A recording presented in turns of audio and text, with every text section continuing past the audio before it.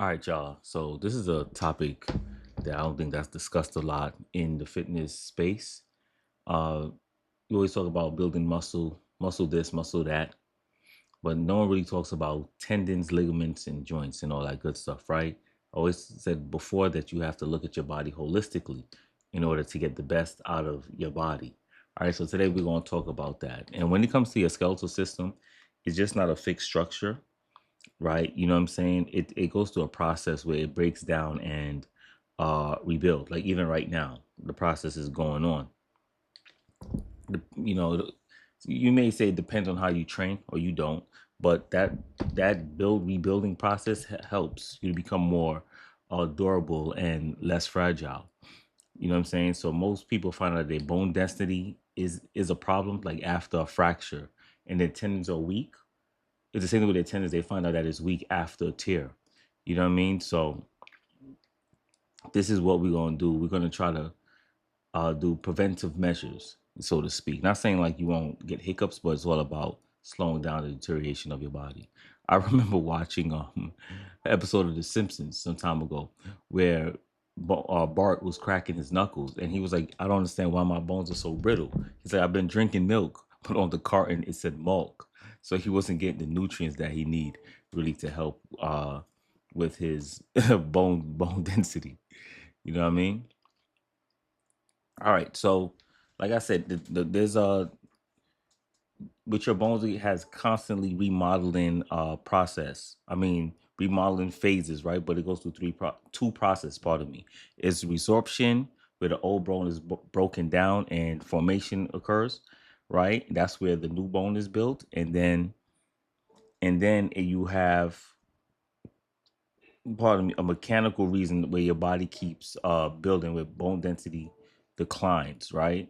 So it always starts slowly first, and then it doesn't pick up. But I guess for women who, for men it's slow, is more slower, but for women it increases because they have a greater chance of osteoporosis because they like the bone density. All right, so that's why it goes faster for them. All right, and this doesn't happen till about your mid 30s. After that, all right, now um with your ligaments and tendons, they follow a similar kind of logic, but it's often overlooked. So are uh tendons connect muscle to bone, and ligaments connect bone to bone, right? So that's the difference between the two. So they don't carry enough blood supply, right? As much as like muscles do. So they adapt slower and they heal much slower as well. All right.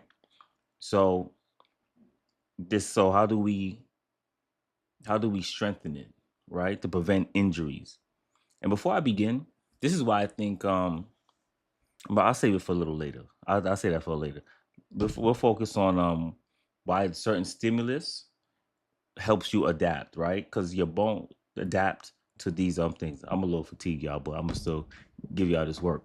All right, so when it comes to your bone, it responds to mechanical load, and keep in mind that muscle and bone they have a not an inverse relationship, but what's the word I'm looking for? Greater muscle, greater bone density. Put it like that, right?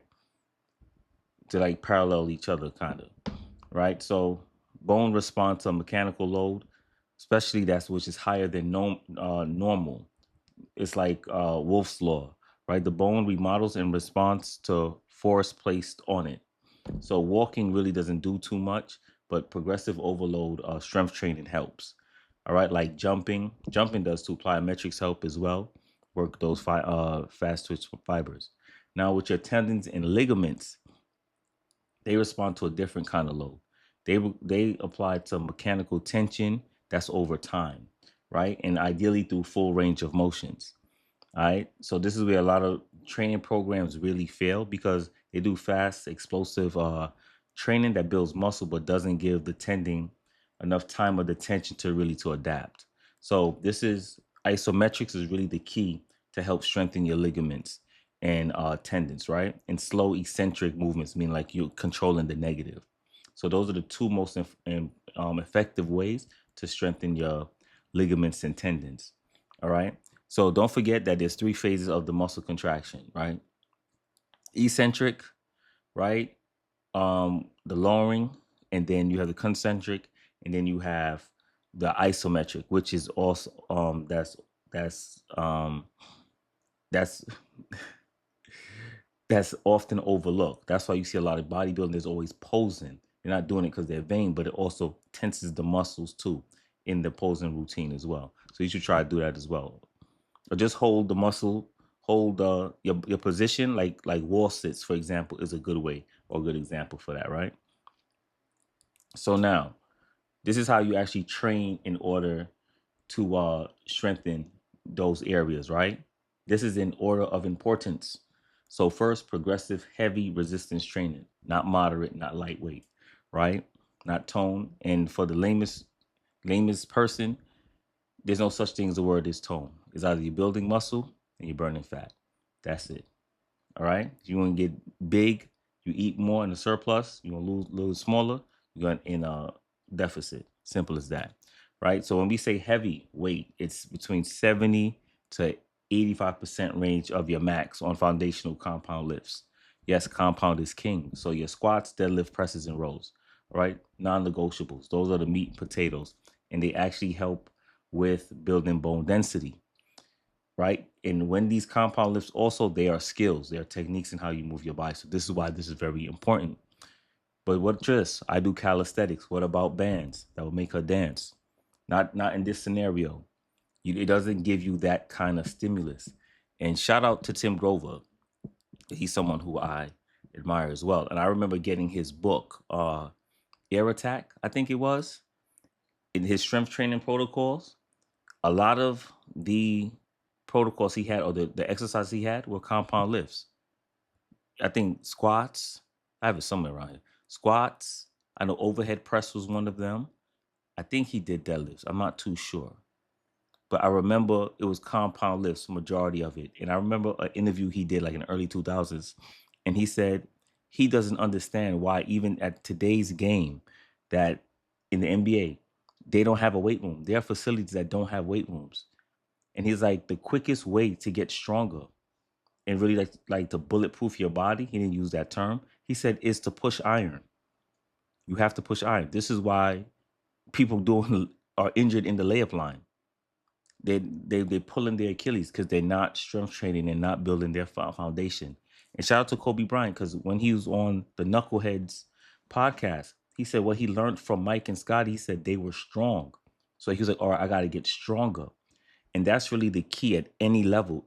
The only thing that changes, or one of the main things that changes, is the speed and the strength, how fast the game is played and how strong the players are. And Kobe was like, Mike and Scotty was strong. He said other players, they were okay, they were broad, but they weren't strong like that. And he took that from Mike and Scotty. And that's how Tim Grover actually transformed Michael Jordan. His history with Detroit Pistons? Got into the weight room, got stronger, and didn't affect his performance. It actually um, made his game better. So when they sell you that shit about, oh, train like an athlete, oh, you're a bodybuilder, it all follows the plane of motion or the movement patterns. So don't fall for that marketing scheme. All right, you get better at your performance by practicing your craft. Plain and simple. All right.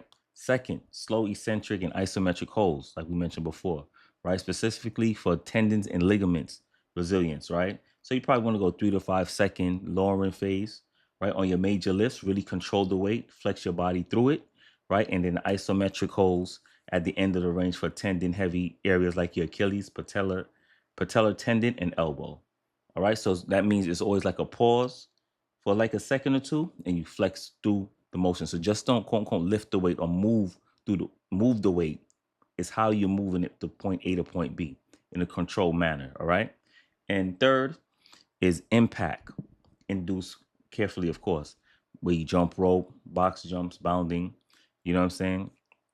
So these are good ways to do it, but I highly suggest that you build your foundation first, then you throw those kind of plyometric movements in. All right. So this is not no high rep, low toning work. All right. That has its place, but this is like really building that stimulus to build bone density and connective tissue resilience. All right. Now, for my trainers, if you're doing a program for your clients, especially if they're over 45 or postmenopausal, because I train a lot of women too, and some of them are in postmenopause. These are some of the challenges that I have too. So I always gauge them and load them with caution as well, because I know sometimes when and I have some elderly clients too, when you do that, you're trying to protect them and you go a little bit lighter, trying to take it easy. But now you have to push them a little bit more than that, because that's what their skeleton needs, especially like I said, for women and the elderly. Because with women, osteoporosis kicks in and it fills them up with estrogen, and the decline for their bone strength actually happens more rapidly. But elderly, you already know. I worked in a hospital before, and one of the biggest concerns we have dealing with elderly, that they're fall risk, because if they fall and break their hip, it could be fatal, right? So you want to train them in a way that slowly, of course, that they begin to build strength with their bones, therefore they get muscles as well. All right, because I told you it's related. All right, so and also this doesn't happen in weeks; it's a progress, like some months. All right, so keep that in mind as well. All right, so when it comes to like I said, with the training, you have to, another thing too in regards to that, and that's a problem that nobody wants to hear. You have to, when it comes to bone remodeling, it's not a timeline of, it's a timeline of months, not weeks, like I said before. So teaching your clients how to be patient, you know what I mean? So that's one of the challenges you're gonna have as a trainer, you know, on any level, but specifically since we're dealing with bone density, it has to take some time. You have to map it out, not just 12 weeks, but probably 3 months. All right. Even for a year, you know, and tell them don't look at the scale too, because they go crazy looking at that shit. All right. So it's about longevity and bulletproofing your body and slowing down the deterioration. You have to have that mindset as a trainer and educate your clients to share that perspective as well. All right. And if you're looking for training as well in an efficient manner, Compound Lifts keep it simple to get you to point A to point B for the everyday man and woman. Click the link in the description. You know what I mean? And also, I do macro coaching as well. All right. So click the link and let's see if we can work together. All right. But before I go, I'd like to hear some of you guys' comments and thoughts about this as well. What have you experienced any injuries, and how did you come back? And what did you learn from your experience in there? All right, so this is Alchemy Fitness signing off, where we transfer you from lead to gold. Train hard, train smart, and train safe. Till next time, peace.